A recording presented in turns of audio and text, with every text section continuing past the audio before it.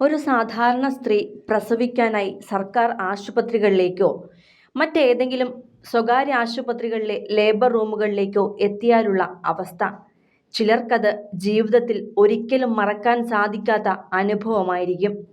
സഹിക്കാനാകാത്ത വേദനയ്ക്കിടെ അമ്മയെന്നൊന്ന് നിലവിളിച്ചാൽ പോലും ശകാരങ്ങൾ കൊണ്ട് മൂടും.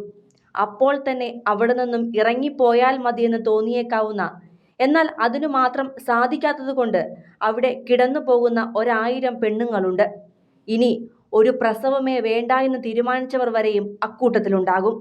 എന്നാൽ ദിയയെപ്പോലെ ജന്മം നൽകിയവരുടെയും കൂടപ്പിറപ്പുകളുടെയും പ്രിയപ്പെട്ടവന്റെയും സ്നേഹ സാന്നിധ്യങ്ങൾക്ക് നടുവിൽ നൊന്തു പ്രസവിക്കാൻ കഴിഞ്ഞ ഒരു പെണ്ണ് തൻ്റെ കുഞ്ഞു കൺമണിയെ ഈ ലോകത്തേക്ക് വരവേറ്റ നിമിഷത്തെ ഹൃദയം കൊണ്ട് സോഷ്യൽ മീഡിയയും ഏറ്റെടുക്കുമ്പോൾ ഏറ്റവും ഭാഗ്യം ചെയ്ത പെണ്ണായിട്ടാണ് മലയാളി പെണ്ണുങ്ങൾ മുഴുവൻ ദിയയെക്കുറിച്ച് പറയുന്നത്.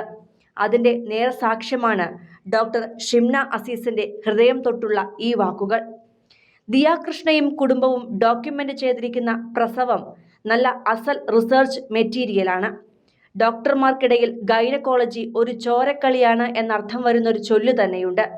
ചോരയും സ്രവങ്ങളുമൊന്നും ക്യാമറയ്ക്ക് മുന്നിലേക്ക് കൊണ്ടുവരാതെ സുന്ദരിയായി ഒരുങ്ങി പുതപ്പുകൾക്കുള്ളിൽ അശ്വിൻ്റെ കൈപിടിച്ച് കിടന്ന് പങ്കാളിയുടെ തലോടലേറ്റ് അമ്മയോട് എനിക്ക് പേടിയാകുന്നമ്മ എന്ന് കരഞ്ഞു പറഞ്ഞുകൊണ്ട് സഹോദരിമാർക്കിടയിലെ സുരക്ഷ അനുഭവിച്ച് നിലവാരമുള്ള മെഡിക്കൽ സൂപ്പർവിഷനിൽ നൊന്തു പ്രസവിച്ചൊരു ഭാഗ്യം ചെയ്ത പെണ്ണ്.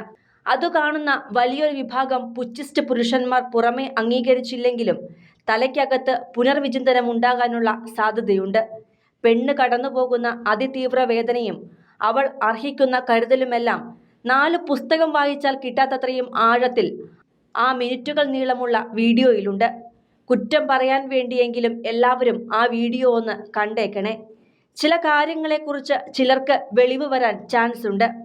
വല്ലാത്തൊരു കൂട്ടായ്മ തന്നെയാണ് ആ കുടുംബം. കാണിക്കാൻ പാടില്ലാത്തതൊന്നും ആ വീഡിയോയിലില്ല. ചൊറിയുന്നവർ ചൊറിഞ്ഞുകൊണ്ടിരിക്കട്ടെ, പറയേണ്ടവർ പറയട്ടെ. ഇരുട്ടറയിൽ പേടിച്ചരണ്ട് ജീവൻ പോകുന്ന വേദനയും സഹിച്ച് പലപ്പോഴും തനിക്കെന്താണ് സംഭവിക്കുന്നത് എന്ന് പോലും മനസ്സിലാവാതെ ഒറ്റപ്പെട്ട് വിയർത്ത് നൊന്ത് കിടക്കുന്നതിലും എത്രയോ നല്ലതാണ് ഈ സ്നേഹത്തിൻ്റെ ചൂടുള്ള അനുഭവം.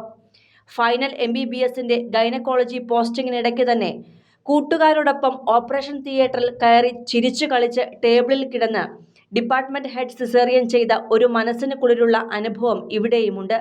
ഒരു തരി ആദിയോ ആശങ്കയോ പേരിന് പോലും ഉണ്ടായിരുന്നില്ല. മറുവശത്ത് മെഡിസിന് ചേരും മുന്നേയുള്ള ആദ്യ പ്രസവത്തിൽ 22ാം വയസ്സിൽ 11 മണിക്കൂർ ലേബർ റൂമിൽ വേദന സഹിച്ച് കിടക്കേണ്ടി വന്നു. പ്രസവം പുരോഗമിക്കാനുള്ള രീതിയിലല്ല, കുഞ്ഞിൻ്റെ തലയും എൻ്റെ ഇടുപ്പും തമ്മിലുള്ള അനുപാതമെന്ന കാരണത്താൽ സിസേറിയൻ വേണ്ടി വന്നേക്കാമെന്ന സൂചന ഡോക്ടർ മുൻകൂട്ടി പറഞ്ഞിരുന്നു. വളരെ ദയുള്ള ഒരു സ്ത്രീയായിരുന്നു അവർ. അന്ന് പോകെ പോകെ കുഞ്ഞിൻ്റെ അനക്കം കുറയുന്നത് പോലെ തോന്നി എമർജൻസി സിസേറിയനിൽ കാര്യങ്ങൾ എത്തിച്ചേരുകയായിരുന്നു. ലേബർ റൂമിൽ കിടക്കുമ്പോൾ ഡോക്ടർ OP തിരക്കുകളായിരുന്ന നേരത്ത് മനുഷ്യപ്പറ്റില്ലാത്ത സിസ്റ്റർമാരുടെ ചീത്തവിളി കേട്ട് മനസ്സ് തളർന്നു പോയിട്ടുണ്ടെന്ന്. അതൊന്നും ഓർക്കാൻ പോലും താല്പര്യമില്ല. ആ സ്റ്റാഫിനെതിരെ അന്ന് പരാതി എഴുതി അയച്ചിരുന്നു.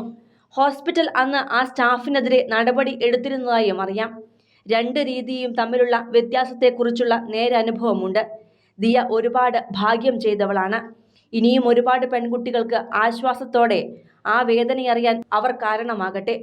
പതിറ്റാണ്ടുകൾക്ക് ശേഷം ആ കുടുംബത്തിലേക്ക് പിറന്നു വീണ ആണൊരുത്തൻ നിയോമിന് എല്ലാ സന്തോഷങ്ങളും ഉണ്ടാവട്ടെ. ദിയയ്ക്കും കുടുംബത്തിനും നന്മകൾ വർഷിക്കട്ടെ. ജീവിതത്തിലെ നിറങ്ങൾ ലോകം അറിയുക തന്നെ ചെയ്യട്ടെ. സ്നേഹം, doctor Shimna Azeez. Cinema, fashion, life style വാർത്തകൾക്കായി മലയാളി ലൈഫ് സബ്സ്ക്രൈബ് ചെയ്യൂ. ലേറ്റസ്റ്റ് അപ്ഡേറ്റ്സിനായി ബെൽ ബട്ടണും അമർത്തുക.